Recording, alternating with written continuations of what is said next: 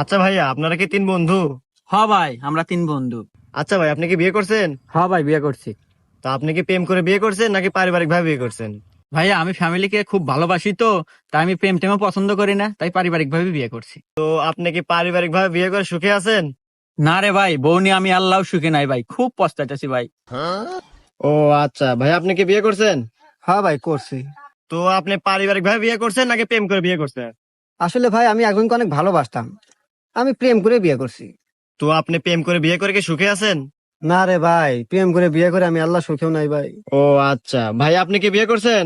না রে ভাই, আমি বিয়ে করি নাই। আরে ভাই, আপনি এত খুশি কে?